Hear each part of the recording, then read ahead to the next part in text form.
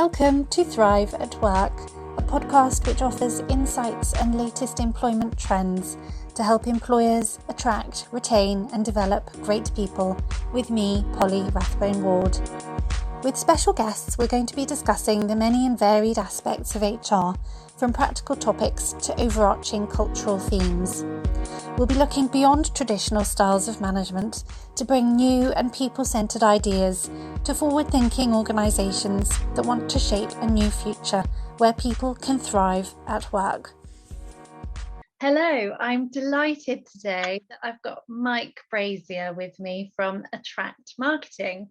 And Mike and I have been talking for a little while, and actually we've been having a really interesting chat just before we press record actually. So yeah, I think it's going to be a really good chat. Mike and I have known each other a little bit. We have done a webinar together before earlier in the year, and I think we have some quite interesting views, some of them the same, some of them different on lots of different things. I think we could talk for a long time. Yeah, I thought Mike would be a brilliant person to bring on and talk a little bit about employer branding and how marketing comes into that, how that affects HR and people, and attracting and retaining people. So welcome, Mike. Hi there, it's lovely to be here. Thank you. So tell me a little bit, just tell me a little, just to sort of cover off your background, Mike. So what have you done before? How have you come to do what you're doing now, and what do you offer to clients? Okay, great. Well, I'll try and keep it brief. I've essentially worked in-house in various marketing and marketing director roles, where I was developing outward-facing branding and marketing for the businesses that I worked at, and also a great deal of that was focused on the internal communications and marketing.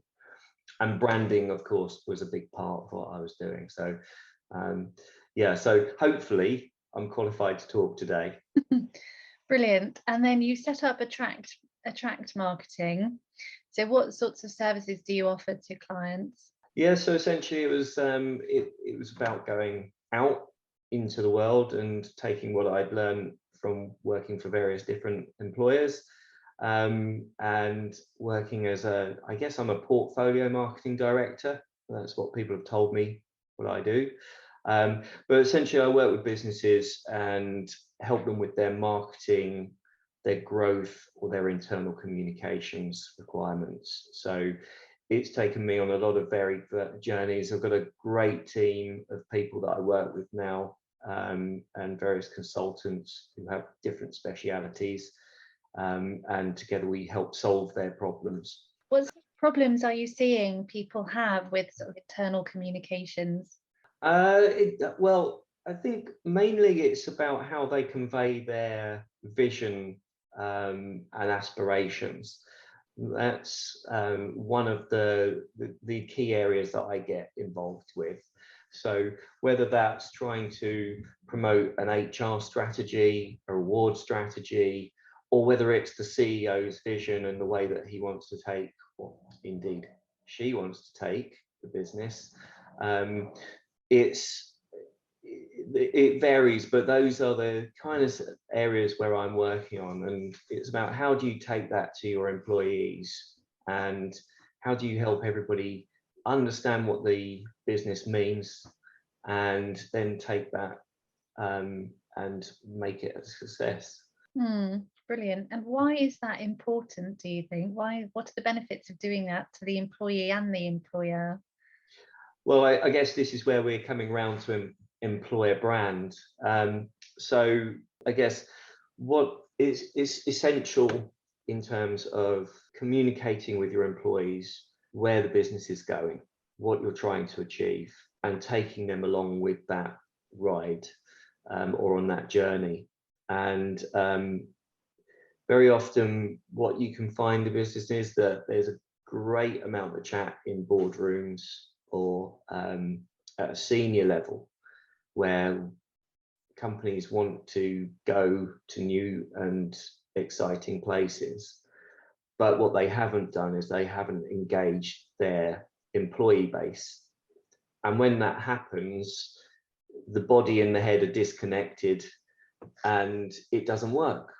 So there's a lot to be said about communications internally for conveying strategy, but also it's a bit of a sense check as well, making sure that the aspirations of the business leaders are actually in touch with what the reality of the business is, and who the business are. And sometimes you can find a disconnect. So I do find myself talking to business owners and helping them to qualify, is that actually who you are as a business? Do you expect everybody to be on board with that today? Do you offer a dictate that this is what's going to happen, or do we need to engage the employees a little bit more to be able to get them to that place and set more of a goal? And that's how it tends to work. And I guess we need to bring this back to employer brand. Where does the employer brand sit in this? So I think that's where we're going to focus a little bit on today. Yeah, no, absolutely. Yeah, definitely. Thank you. So what is an employer brand? How would you describe what an employer brand actually is? An employer brand is reputation. It's how do people perceive your business? And that I as a marketing person, who has marketed and worked with HR a lot, that's where my speciality is.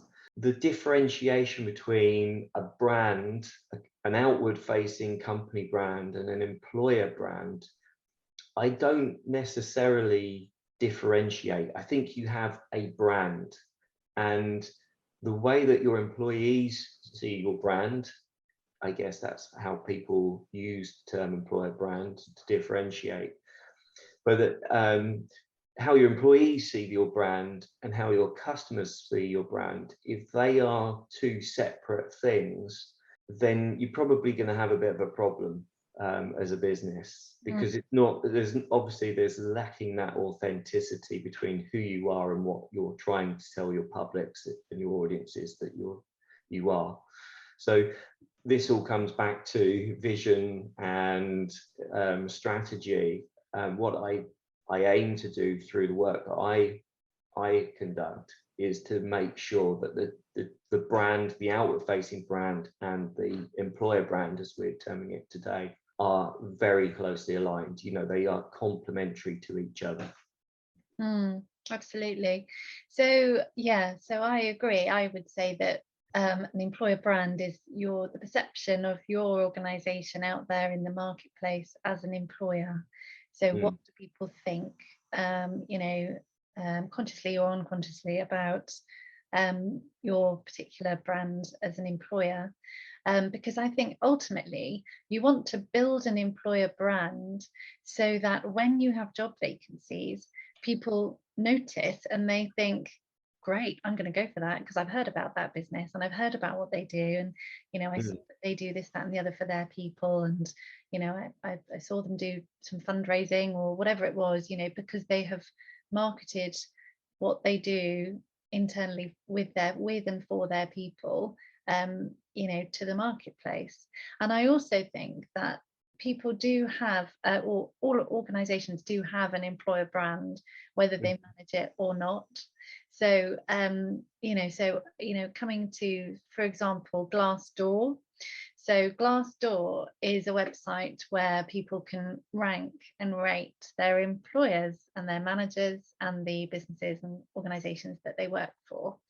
And the employer can reply to comments made on there. And but if you don't, then I think it's you're not helping yourself. There are different ways you can do to improve the situation. So if you have a negative comment, you could actually go on there and reply to that comment and say, oh, thank you very much for your feedback and your comment or whatever. Just so you know, since you've left the organization, we have done this, this and this to improve that particular situation. So, and I know that a lot of people do actually check Glassdoor before they apply for roles, when they're researching what vacancies to apply for, but certainly before they accept an offer and start. So so I think it's a missed opportunity if you don't do that, to actually rectify a situation that could damage your brand. And it's expensive to recruit people in many different ways. You're missing out on lost revenue, perhaps lost productivity. You will have a dip in morale of the team. And similarly with retention, if you lose people, it's very, very costly to replace all that knowledge and training that goes with that person, not to mention recruiting the new person. So I think it's all tied up with that in my mind. Yeah, I mean, I think we're just getting to the point where we're realizing how complex term brand and employer brand can be, because I've said that it's reputation, and we've talked about online reputation, but also I think it's a bit more than that as well, isn't it? It's about all the things and complex emotions that people associate with some kind of icon or name, that when you say that name, it starts to conjure all these words. In fact, actually, is a nice little test you can do to do a quick measure of what people's perception of your brand is. And it's to just ask, to just say the name of the company, or put it in front of them, and then ask them to write 3 or think of 3 words that they associate with that, or even ask them to describe it. And you'll start to get a bit of a picture about what that person's perception is. And that's all a brand is. It's about, it's reputation, but it's more about perception. It's about so many complex things that go through someone's mind, and then they have an answer, and that is the brand for them. And it's a very personal thing. So you can ask one person what they think of a brand, and then you can ask somebody else what they think of that brand, and they can have 2 very different perceptions. So it is really tricky to start pinning that down, but luckily some people have done that for us and put some really clear thinking behind it.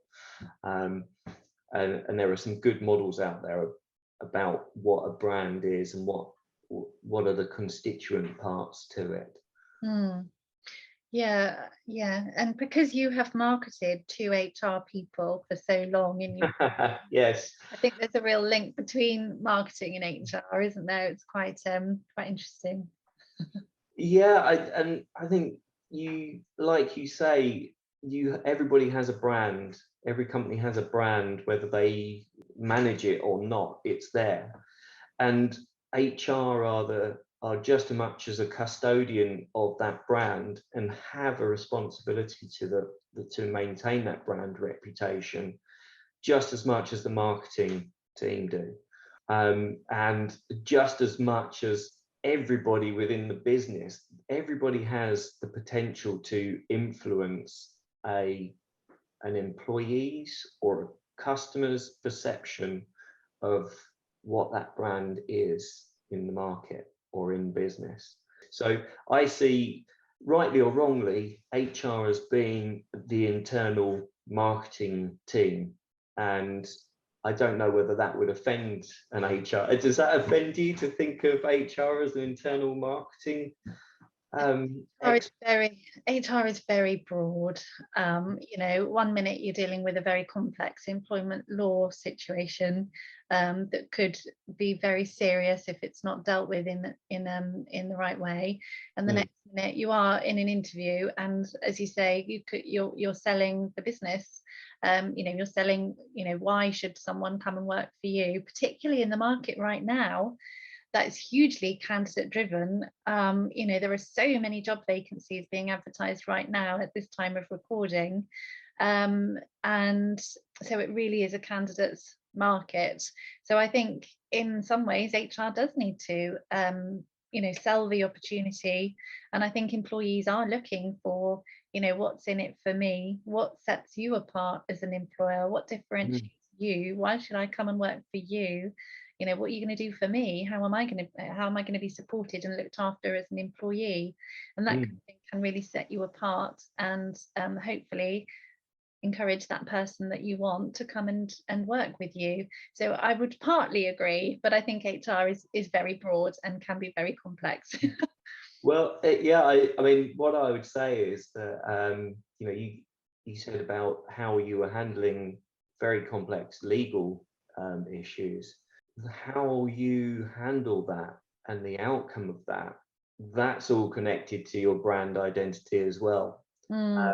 So, companies that handle it well, or HR professionals that handle it well, will put a positive, add value to the brand and build the brand. And when it's done in a bad way, we all know how we feel when we come away. I've been around the block. I've gone through redundancy, and I've also had my share of life experiences where I know that HR have been brilliant, and I've come away with a very positive experience. And I know when it's done badly, I know how I feel about that brand and whether I would recommend them to someone who's also looking to be employed there. So nothing that you do is disassociated from your employer brand or the effectiveness in your brand. So yeah, I think it's critical that everybody in the organization understands that, that they have the ability to influence how people perceive your business. Yeah, which I guess is why you were saying earlier on that it's important to bring people with you and not just make these decisions in the boardroom. Yeah, great. Well, I always think that, we have an opportunity to influence and improve the employee experience all the way from start to exit in whatever way that happens, and making sure that, each step along the way is positive and, the employee feels looked after and cared for, and having the ability to make a difference, opportunities to progress, learn, develop, all that stuff, with well-being benefits and everything else to enjoy along the way. And so when you were talking earlier, and I think it starts before recruitment, I think it's quite key that we're not, the beginning of the process is not recruitment. The beginning of the process is, I think, what you started off by saying, actually, around helping organizations to convey their vision and aspirations, because if you've got that clearly defined, then that can be then carried along the whole way through the employee experience, can't it? So how do you help an organization define their vision? Do you have a process that you help them through, or how does that happen? It's talking to a lot of people. You always start any kind of marketing engagement, whether it's external or internal, you start with talking to your audience and understanding who they are. So you have initially you will talk to the CEO, the people who are setting the vision. You need to identify those, and you need to talk to them and understand what it is that they are trying to achieve and what their aspirations are. A lot of that is working with the C-suite and asking, you're trying to get a feel for who they are. And then there's always a mental sense check that, does this fit with what I'm seeing in the company? Because the next stage is always to talk to the employees and get their perception as well. So I think there's quite a few people that advocate conducting employee audits, and surveys, which is always a good barometer. But you've got to design that survey, and you've got to ask the right questions. But you need to do that with some direction, so it has to tie in with what the CEO and the C-suite are proposing that they want to do. And if you are finding that there's a real disconnect, then what's the plan to address that? Because it's not necessarily bad to have a disconnect at this stage. The question is, how do you get the two aligned? I'm gesticulating here, which is it's on a podcast. It's going to be wasted. But essentially, setting a vision is obviously going to be aiming to change the position of the company. And there are lots of companies out there who have repositioned their businesses entirely. But that purpose of setting a future vision means that you're going to be taking that business out of its comfort zone, possibly aiming to change the culture. So how do you do that? How do you get a business from point A to point B without it feeling like it's just putting a veneer on something and everything's going to stay the same way it always was? How do you do that? So, and this is where the customer journey, the employee journey and experience is so critical, because you need their buy-in to come with you, because the culture is the community within your business. You want to know that they can share that vision. It's not consistent or it's not inconsistent with the values of the business. That might be something that it needs to be changed, but but you need to have that authenticity. This is who we are. It feels right. It feels right for the business. We're not trying to change we're not trying to do something entirely different, and this goes against the grain with everything, and it's a complete rebuild. Maybe it's something which is a progression of the business. You want to progress to the next stage. It might be just purely based on revenue as the end objective, but I'm hoping that there's some people objectives in there as well, about making the place a better place to work. Every CEO who's worth their salt will understand that there is, to reach any kind of goal or objective, revenue or otherwise, within the business requires the people. And I advocate, you've heard this a few times from me, inside out marketing, which is all about explaining and marketing to your own people and letting them then take the message out. But for them to take that message out, they actually have to believe it. It has to be something that they understand, and that's getting that buy-in. That's what you're aiming to achieve by these audits, and making sure you understand what you have to achieve. Yeah, loads of points there. There's a lot to unpick. I'd like to pick up on. So when your point about revenue being one of the goals potentially, absolutely. But it's intertwined, because if you treat your people well and you build a positive employer brand, recruitment is going to be easier and less costly, and you're going to attract good people in a competitive marketplace, and you're going to keep your people for longer, which does actually, these are costs to the business. They are hidden costs often, but it is costly. If you have several people leave, the cost of replacing them is significant. So I think it's all yes, you can have a revenue goal, but I think it's intertwined. You can't, I think we need to understand that people are absolutely, can have a massive effect. If you can't recruit as well, if you can't actually replace someone, that has a huge effect. Also, I just wanted to pick up on your inside, what did you say, inside out marketing? Yes. So I think your customers can be your employees, and your employees can be your customers. So actually there is no sort of difference really. You should be living and breathing the brand, otherwise it's easy to see through, and you're not going to be attracting the right people. And I think customers as well, I think customers like to see that the employees of a business that they use, I think they like to see that people are being treated well.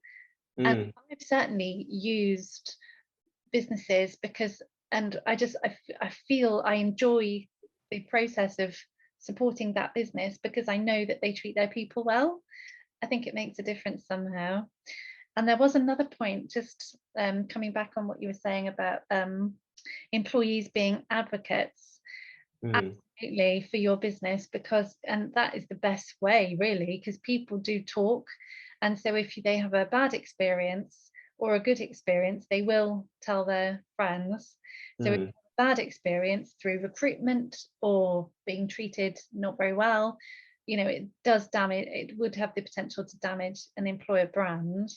But equally, if you treat people well, and you do lots of exciting things, and you do good things for your team and your people, again, they will talk, and they will spread the word on your behalf. So it's almost like you're encouraging and getting marketing, I suppose, from the very people that work with you. I mean, why would you not? Yeah, I mean, as you say, these are people who are potential advocates, and we marketers and businesses spend a lot of time looking for advocates externally. You have this, whatever the size of your business, you have that resource as a potential huge advocate of what you're doing. And you think about it, those experiences where you've had spoken to an employee who really believes in what they, the business and the company that they work for. Think about when you've had those interactions, whether it's online or walked into a shop or you've gone to a restaurant, whatever it is, those interactions. Where you've spoken to someone who's an employee and they believe in and they like where they work. Think about the experience that you had as a customer and how ready you were to go back to that company, and you were happy to, if it's a restaurant, pay the money and pay the tip. It's all connected. You can't, commercial success of a business and people are intrinsically linked, and good CEOs, good marketers understand that, and they leverage that as a resource. That's not in a bad way. That's not trying to say, viewing people as the same as an advertising budget. It's not like that. It's there's authenticity there. There's a genuine empathy from the business for the employees that work for them, and they treat them well, and it shows. So I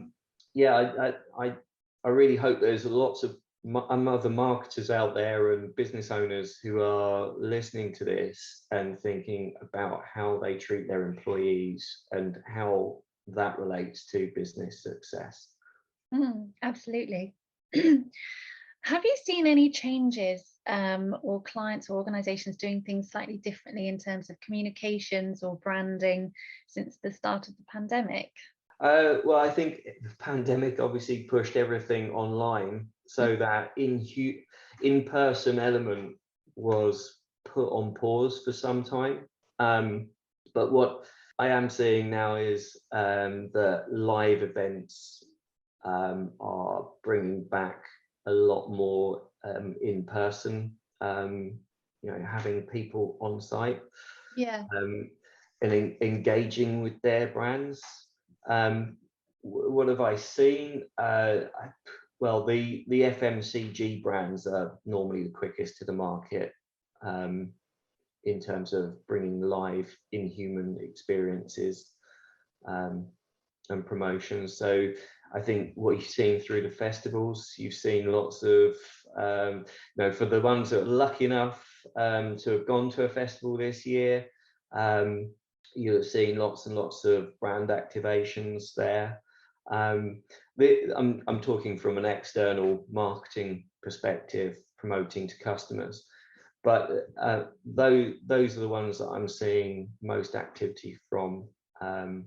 There's employee benefits live happening next week.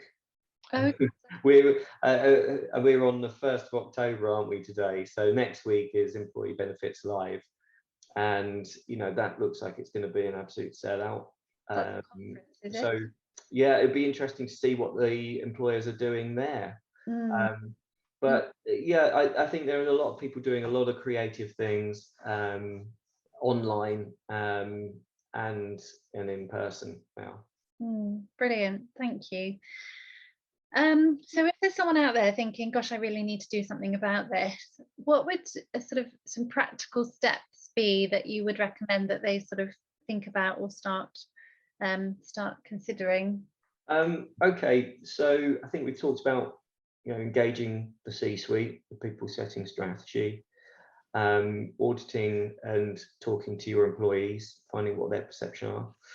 I would engage with your marketing team as well, and ask them to help in terms of defining your employer value proposition. Value propositions are used in marketing terms quite a bit, but I think HR are quite au fait with it now. So it's, what is it you offer employees as a business? Why should they come and work for you? Why should they stay with you? What does your total reward package look like? How are you communicating that? So I think set out your value proposition, but always have in mind authenticity.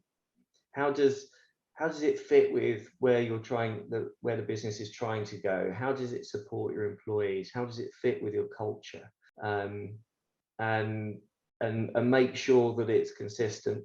Understand your values. I think there's a lot of emphasis put on values. Sometimes they can be a little bit broad in my experience, and I struggle with them sometimes. I think a well-written, well-crafted paragraph is often better than 5 words on a slide, which can be interpreted in multiple ways. I think what you're trying to do is get down to who are we as a business and where do we want to be? Think about working with a copywriter. A copywriter is a wordsmith, and they can often summarize into 10 words what takes, a whole page of A4 for most people, because we're not naturally all copywriters. We can all write, but getting down to what the essence means and relating it back to the audience, in this case, the employee. How do you do that effectively? And copywriters can help you with that. And it's not something which is an excessive cost, and your marketing team will be able to help you with that. And then once you know where you're going, or where the business needs to go, and where the employees' heads are, you can start thinking about what that journey is and what marketing campaign, internal communications campaign needs to be employed to support that. So you're thinking about, you've got your message, your value proposition already. You probably need something a little bit catchy, which is going to stick in the heads.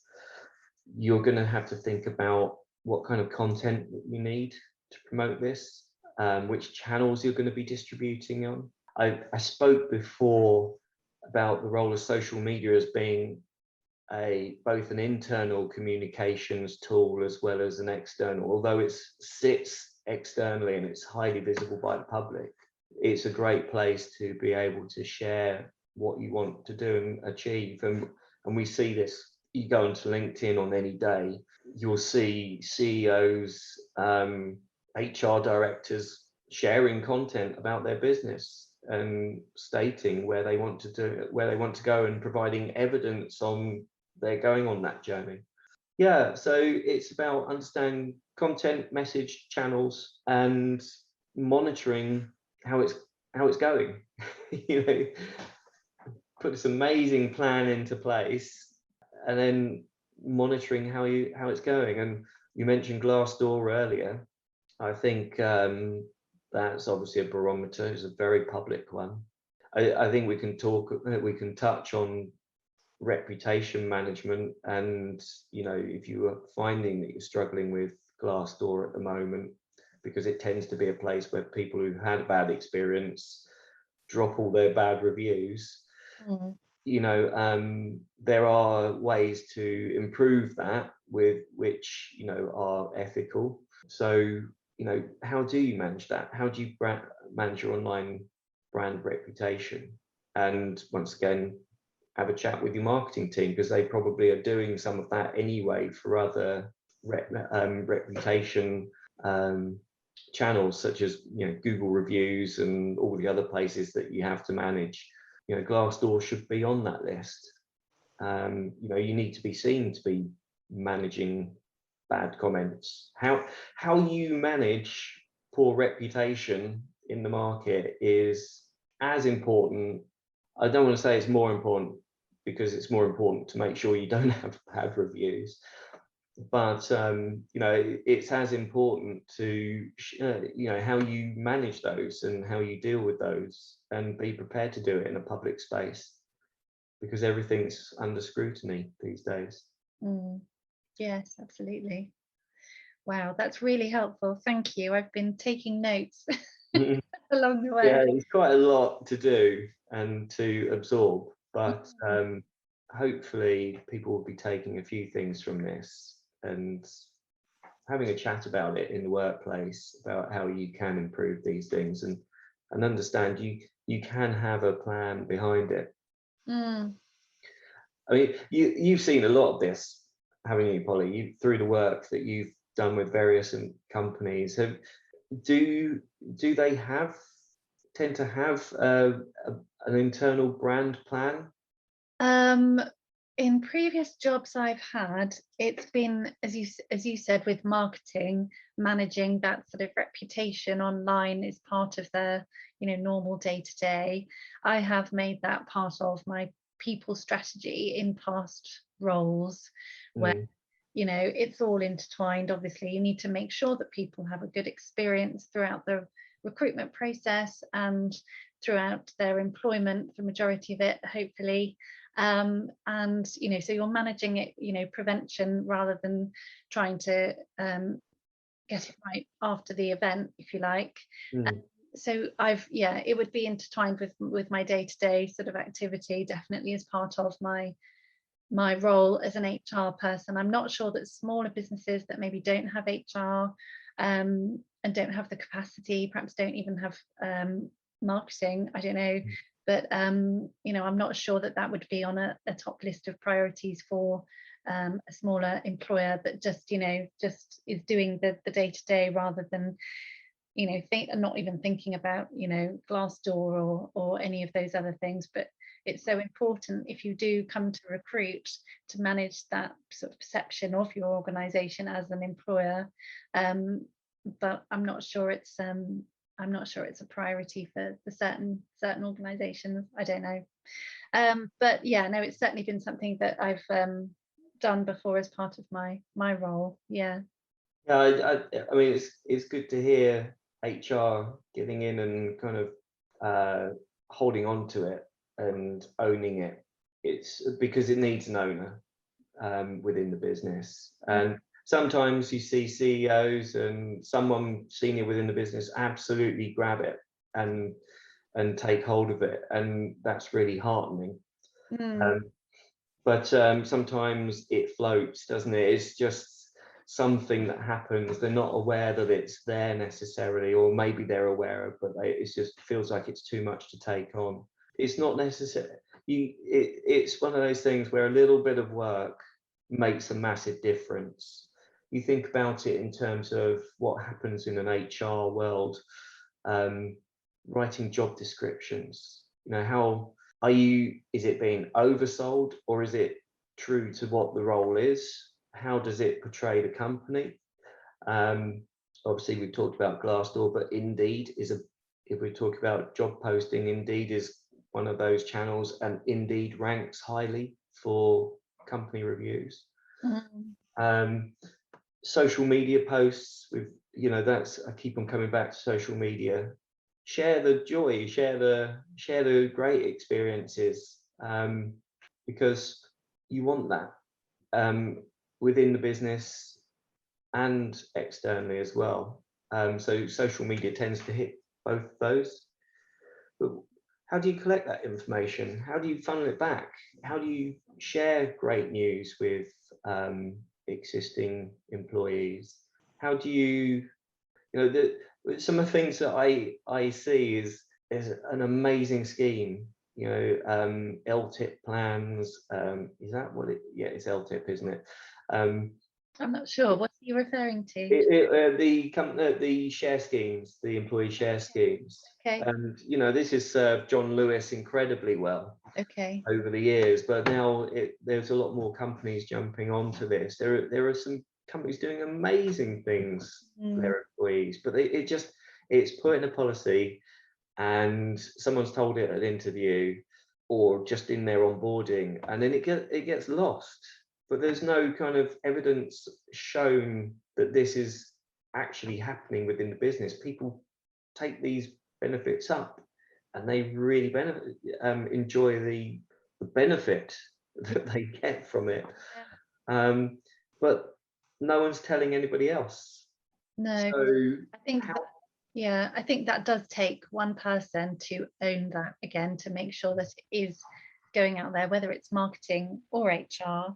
But if for example a team has decided to do a fitness challenge to raise some money for a certain charity or cause, or if someone has just been supported through a qualification, or if someone's just been promoted, or a team event has happened, like a joint team lunch, or an away day, or a social event, I think need to be captured and published through various channels, because I think people like human stories, don't they? I think they're intrinsically kind of nosy about the human side of things, and so I think to put those sorts of things out there, it shows, right, this is if you come and work here, this is the sort of thing that um that you will experience as well. Or so and so's hit 5 years service and we had a big party for them, or whatever whatever it is. I think it just shows that you are going to be part of this team, this community.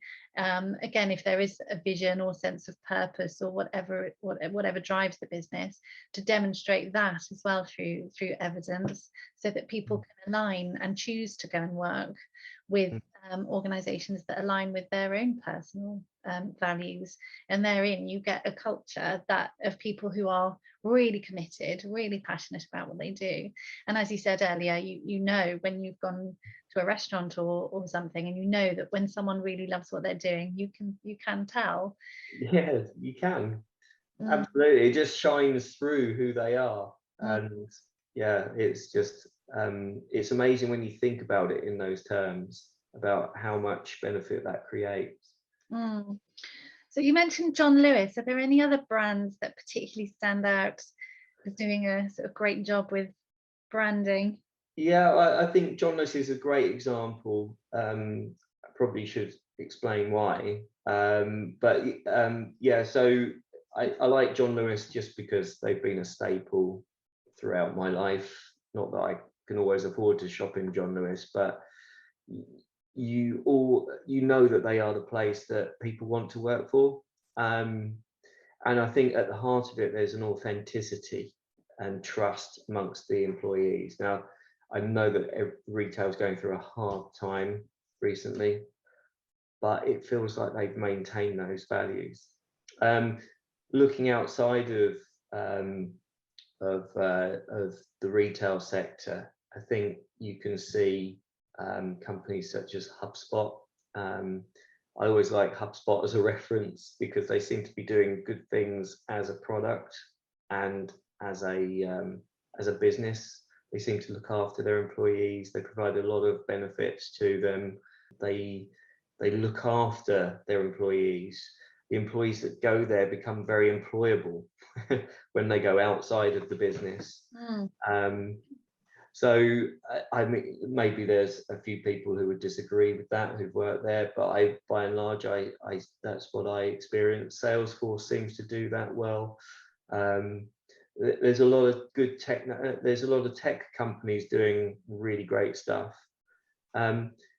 Within the HR space as well, I was lucky enough to go to Willis Towers Watson, and they make a real effort to look after their employees as well, to make sure that they have healthy food, that they are given lots of career prospects, and just their working environment is positive.